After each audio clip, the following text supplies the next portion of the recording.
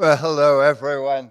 Um, it's what a beautiful spot. I mean, if I like thinking about like what a talk on humanizing technology would be. I mean, it would have to start with what a beautiful spot, and can we all retain our ability to recognize it? And for a lot of us, certainly the people that I see, the answer is no, more than yes. They're in a hurry, they're preoccupied, they're worried, they're multitasking, so they don't see what they can. I read some study somewhere that the overwhelming use of this thing and it's constant, like just, moving like this, is reducing the visual intelligence of our culture and species because we don't see as deeply anymore. We're so busy, like, whoops, just tracking. And so you miss things. And the thing you miss most, besides the beauty of nature, which is a big miss, is how the humans in your life are doing. You have to see them. I mean, this is like beyond duh, but we don't, it's not in our social conversation enough. Are we seeing the people close to us? Do we pay attention?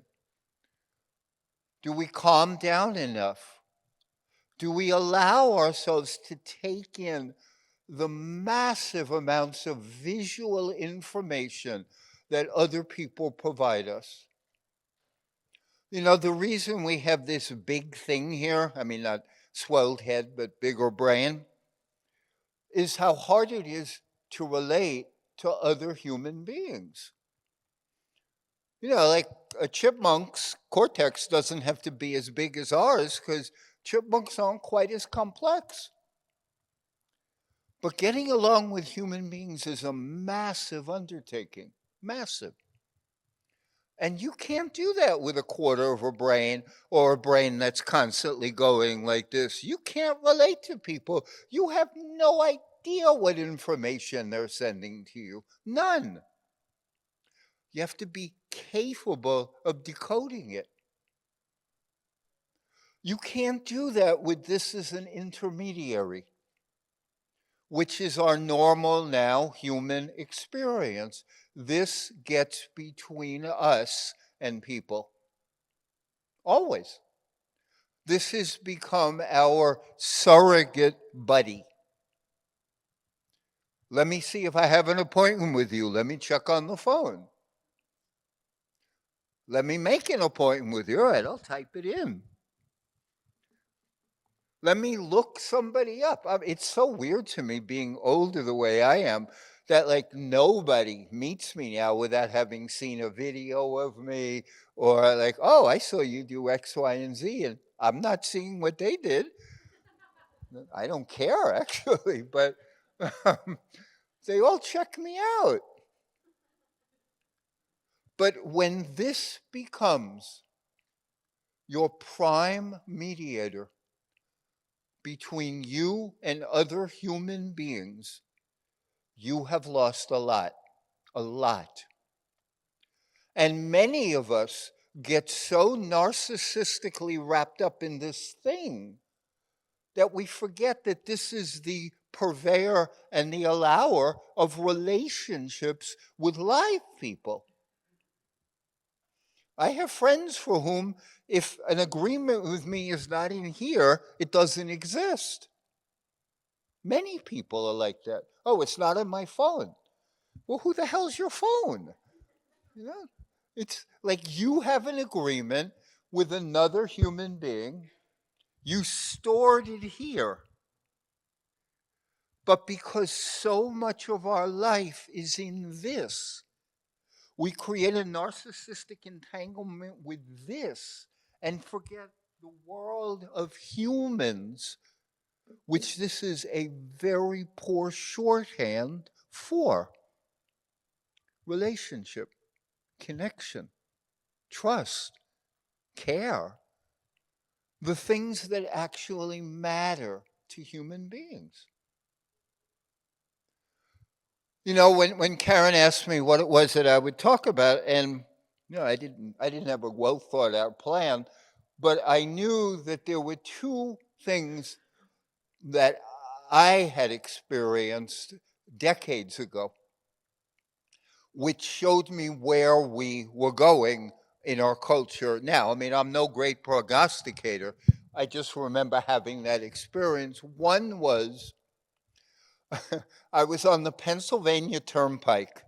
Like, God knows what I was doing on the Pennsylvania Turnpike. I was on the Pennsylvania Turnpike, probably visiting somebody in Pennsylvania is a good guess, but I have no idea what I was doing on the Pennsylvania Turnpike, except when I got off the Pennsylvania Turnpike, it was the first time that there was no toll taker. It was all electronic. So instead of meeting somebody when you got off to pay the toll, and I remember how pleasant that was.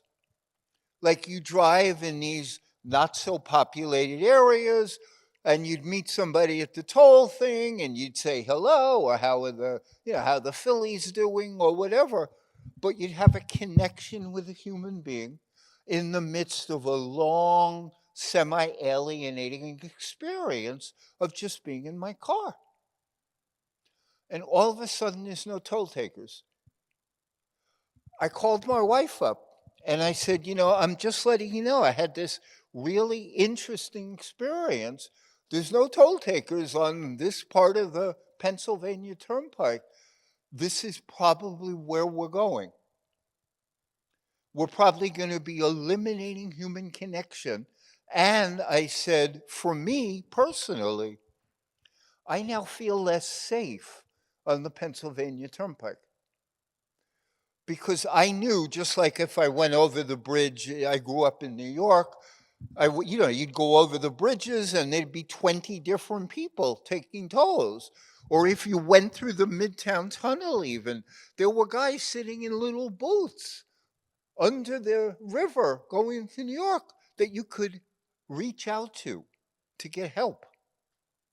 Or you could share a moment of humanity as you just went on your way in all of our little diverse paths. Oh, there's the guy at the toll booth, or there's the poor schnook sitting in a tunnel where he's probably dying of tuberculosis, but he's behind the thing and I can wave and he's there. And I knew, looking at that toll booth, that I was less safe because there was one less person out there who might give a shit. That there was some breathing, live human being who you could go, hey, I need help. Or just chat with, but I need help. And there was somebody. The other thing that happened that I remember, similar time, like 30 years ago, was one of my better friends who was a vice president of something for First Boston. She got her first fax machine. And her boss told her that you now have to have a fax at home.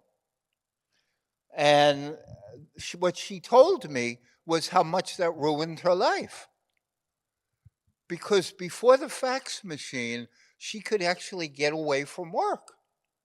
She could go home and the work didn't pursue her. And now in her bedroom, and she showed us the fax machine. Here's this little sucker sitting there, and they could send faxes from Zurich to get there so that she had to deal with them in the morning before she went to work. And all of a sudden, her privacy, her control are truncated. And she told me, I feel less safe. They can get me, not anywhere, that's what we live in. But they can get me now anytime they want, anywhere in the world. I have no boundaries. So you have those two streams, fewer humans and fewer boundaries. We all live in this. I remember, and this is, I'm a part cynic, but part like just, I teach about like try to how to be a nice person. Oh, it was maybe 10 years ago, but I can't remember. My car broke down in the San Francisco airport, in the parking garage of the San Francisco airport. And I called AAA, to pick me up, except they couldn't answer the phone. Like they were too busy for emergency road service. And I think they suggested that I go to their website. And I'm sitting in a parking garage. And they're too busy to take the call because they have no people working there. And they sent me to their website. And another indication of how easy it is for all of us to feel alienated and not cared for. That there's humans not available to help. I don't think many of us discussing AI or technology want to recognize how much, as Tennessee Williams said, we depend upon the kindness of strangers. I don't think we like considering that, how necessary it is for our well-being to have some mutual understanding and dependence that as human beings, not just bits of information, we want to help. We pay attention. This is some of the interface that we're all dealing with in our hyper technology world. And you all know the dramatic rise of depression and loneliness and the decrease in IQ that they're finding for the first time in like 70 years. People are getting stupider. They are. Because how smart do you have to be to ask Siri to answer a question for you? And how much thinking does that take? Hey, Siri, what's the population of Mongolia? And they tell you. But that's not using your brain. And it's not using your heart. And then I'm going to do a guided meditation because I always do that when I teach. But there's a new disorder that we all have some of that social scientists are talking about. And now, social scientists love finding disorders. So that in of itself doesn't mean anything. I'm not making this up. They love having names for problems that they consider they've done their job, even though they haven't necessarily solved anything. They think they've done their job. Oh, I named that, fine. Okay. Well, the first thing that technology was known to cause and increase was distraction. So there's research on that. Like we're less mindful. Stanford students can't read as much as they used to, so they've had to limit assignments because people can't sit still to read long bits of information. You all know this. You have the attention span of a flea. But that's cultural. So you have distraction. You also have multitasking, which that's another thing that being on your phone while you're eating and trying to talk to somebody brings out multitasking, trying to do more than one thing at the same time. One of the problems of multitasking is it's a sign of anxiety.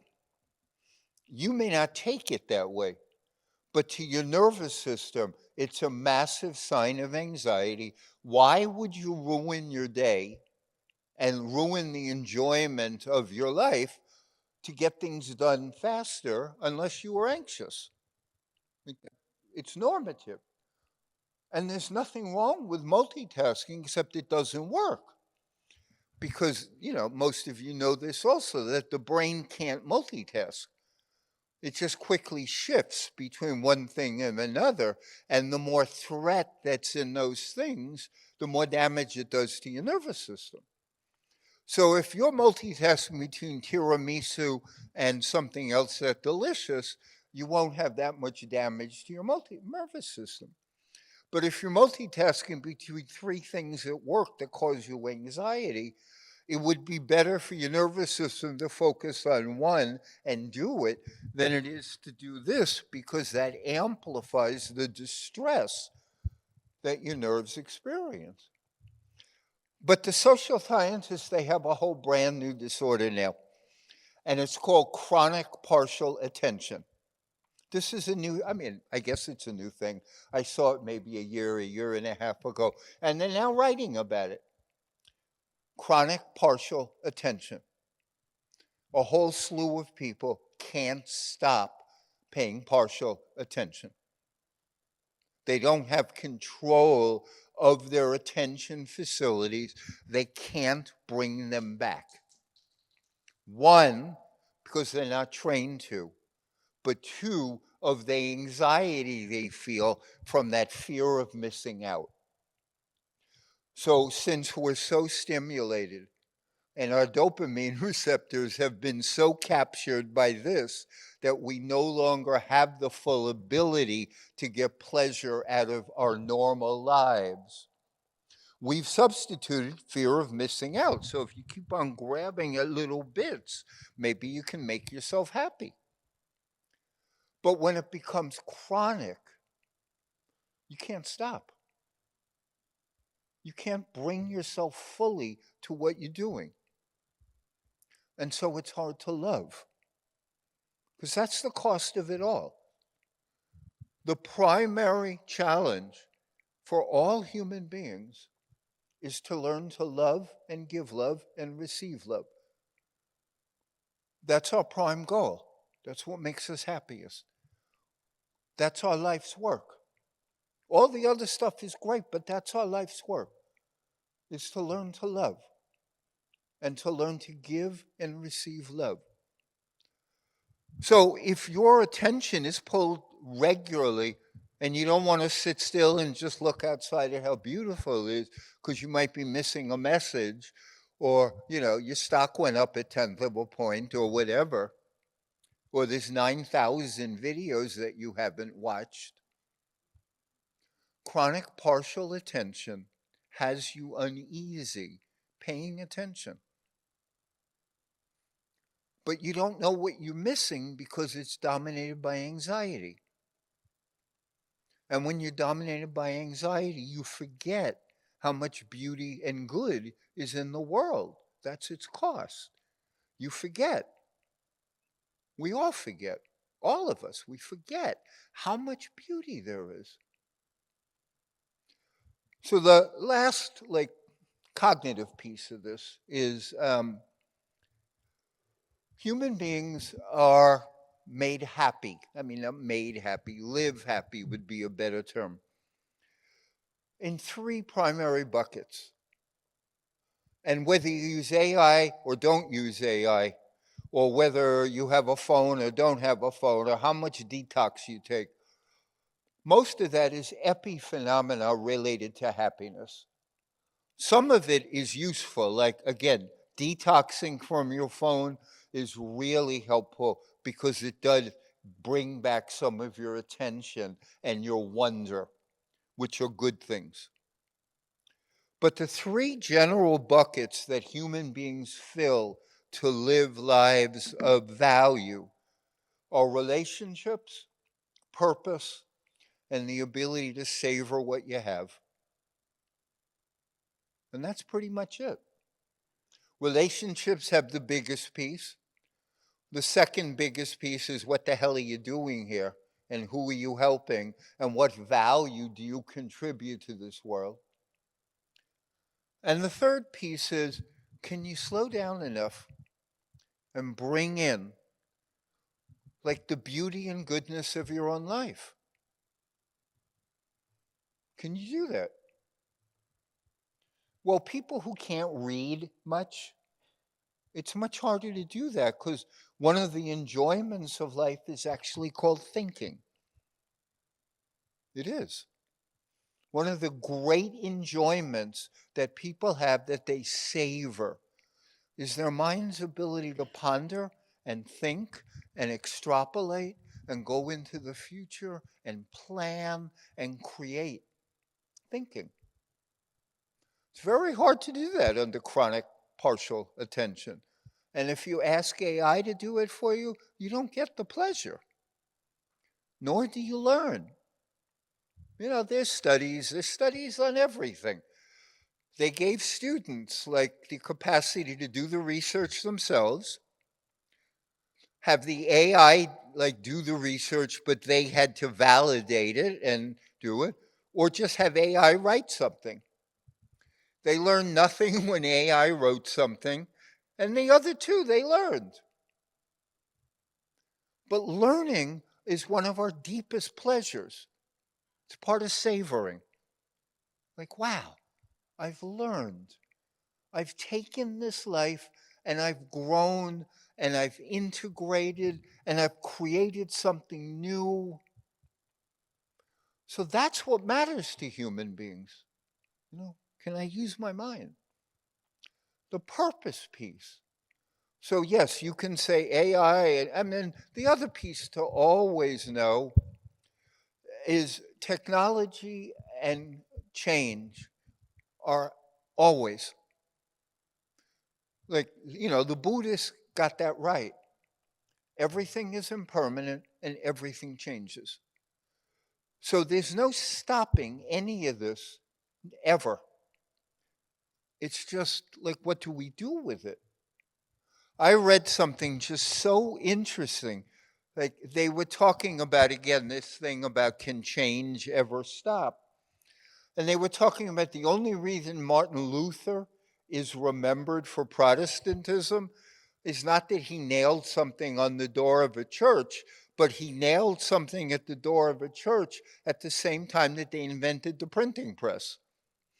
And so the printing press allowed him to be the first person who had an organized critique of the Catholic Church, which had dominated intellectual life for 1,000 years.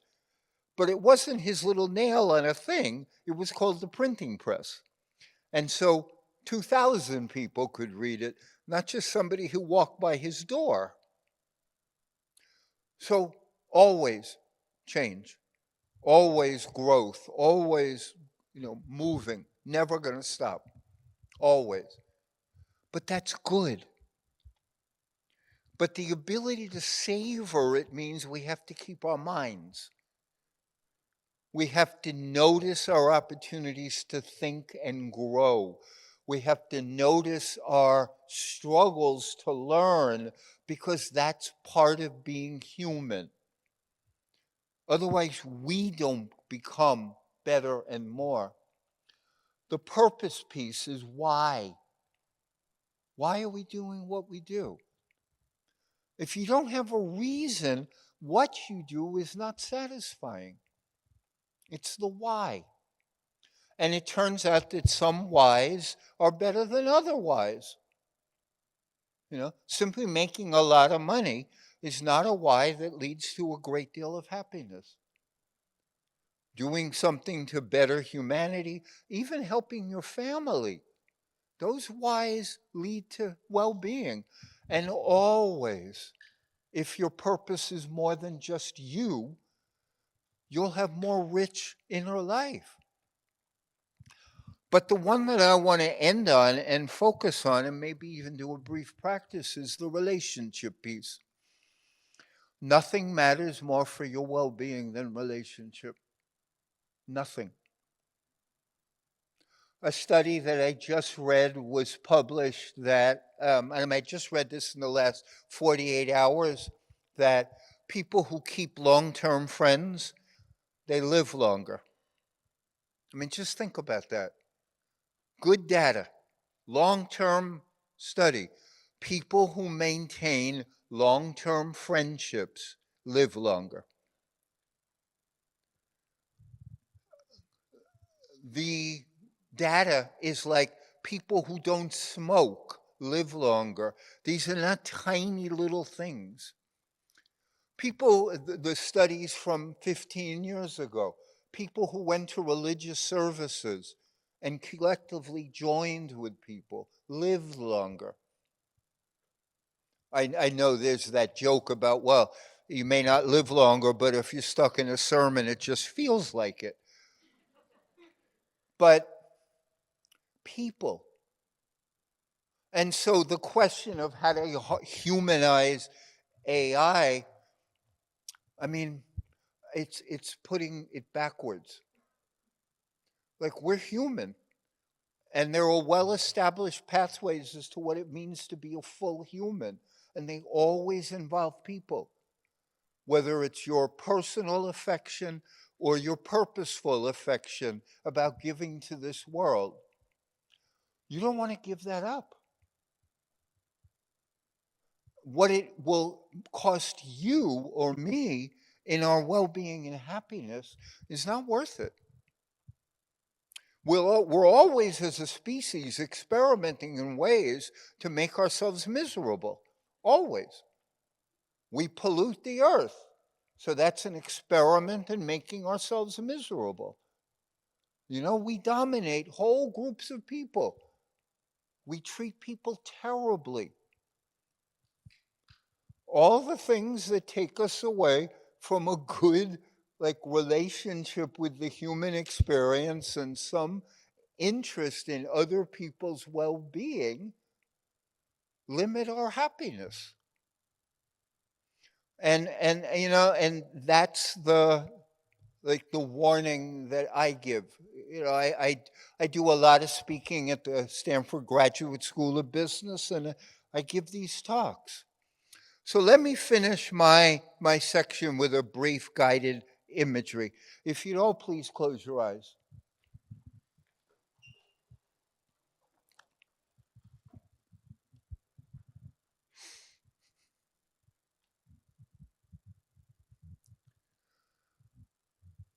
And just take a couple of slow, deep breaths into and out of your abdomen. Slow and deep. And open your abdomen to receive the air. Relax your chest and shoulders. Open your abdomen.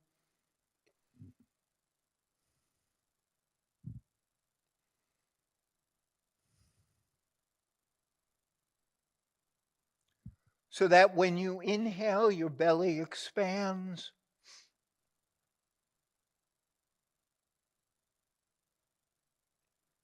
When you exhale, your belly contracts. You want to focus on making sure you inhale and exhale with a relaxed abdomen.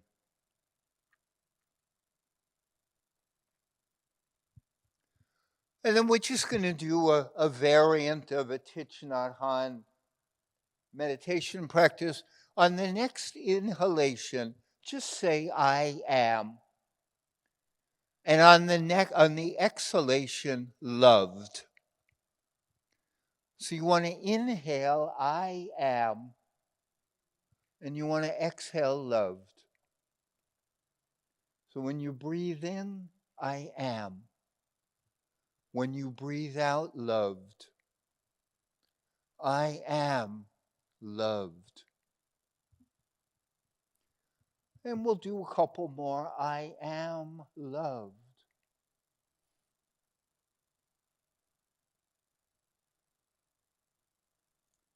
And then we're going to switch for a final thing. Instead of I am loved, you want to inhale I am, you want to exhale loving.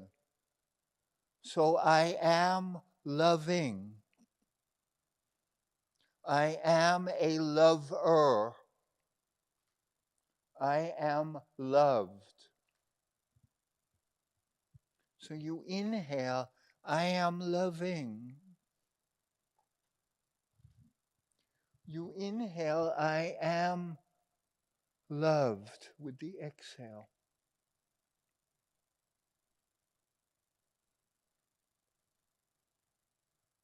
And then one final, I am at peace.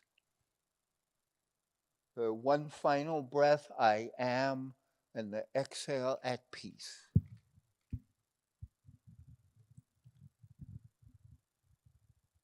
And then when you're done with that, allow your eyes to open.